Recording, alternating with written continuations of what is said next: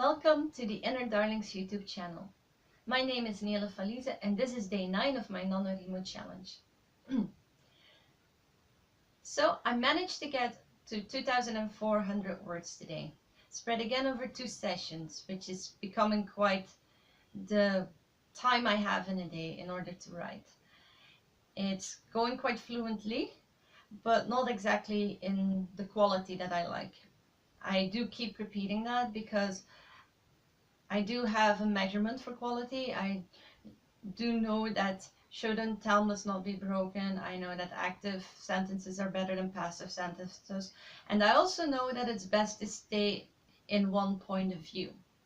My point of view, my character's perception of the written story is all over the place. It's making me notice that if I'd had an outline, all these little things that I'm currently adding to my text would be in my outline, and I could think a little bit harder, a little bit deeper about how to portray them from the point of view that I want it to be perceived.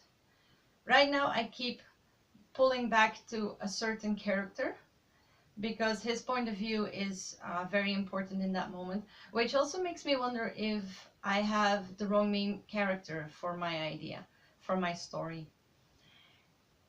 I really like my characters. I go through great lengths before I ever write anything to get to know them, to understand why they do the things they do, to have scenes in my head that are completely unrelated, just so that I know what kind of reactions they'll have to certain things, and that I can get to the intricacies of their personality. I really enjoy creating characters the most. Only through personality, only through character choices, only through strengths and weaknesses will anything ever happen. Only people can drive the plot forward. You can have races, aliens, objects and animals and give them a story, but you'll always give them a personality in order to do so. There will always be a motivation behind their reasons. There will always be something that drives them. And that is what makes it a story. And I enjoy doing that with my characters a lot.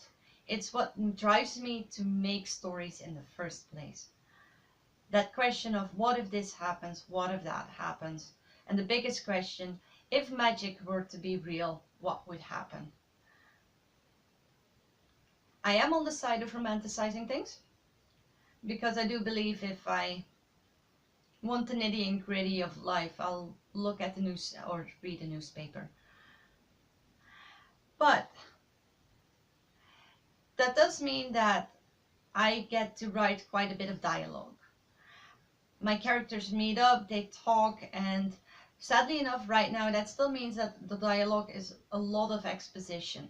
But it's also a lot of what would this character say right now. And it's going to be interesting to go through that again after I'm done writing and switch that around, change that around, try to apply the writing rules instead of just the emotional feel of a character. It is intriguing to me to get past this point, which is also dangerous because that means I might be rushing myself. Now, how do I know that I'm rushing myself? I'm rushing myself because I'm skipping scenes.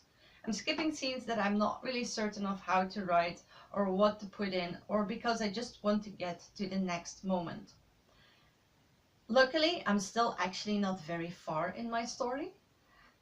There are a lot of scenes that I didn't even know had to be written, information that suddenly pops up that I realized wasn't said before, and that will have to either be filled in or scrapped later. It's a very intriguing process to go through, and sometimes I do wish I could have done this earlier in life.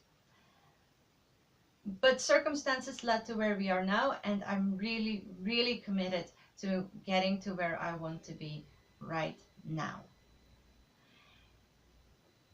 That being said, I still get distracted by my inner editor a lot, but it keeps getting better and better and better.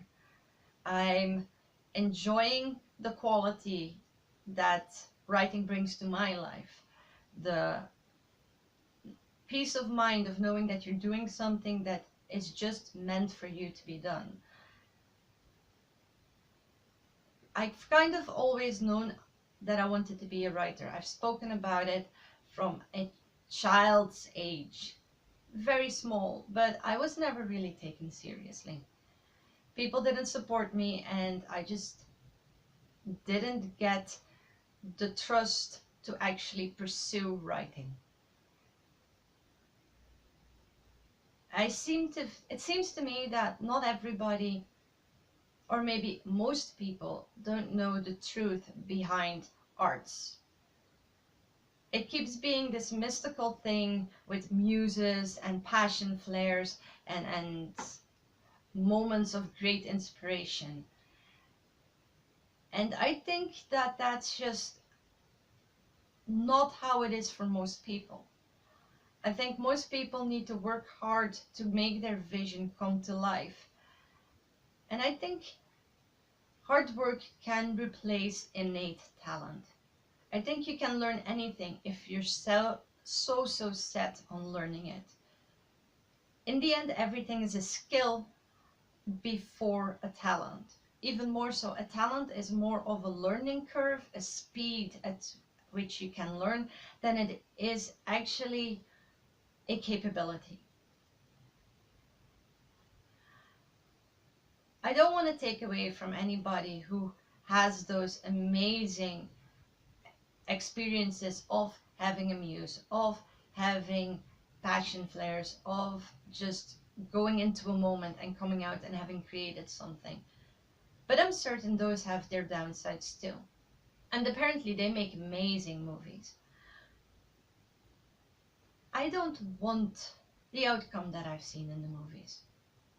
I don't want to neglect my friends or family for my passion. And truth be told, they've always told me that I'm not allowed to. It is finding a balance between doing what I have to do and doing it in the way that I want to. All in all,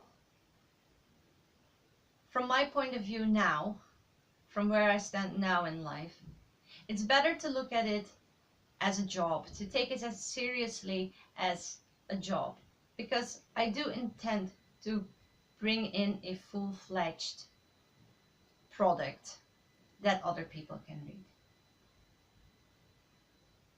If you like this video, give me a thumbs up, share, subscribe, go to my website innerdarlings.com, subscribe to the newsletter, and I'll see you next time.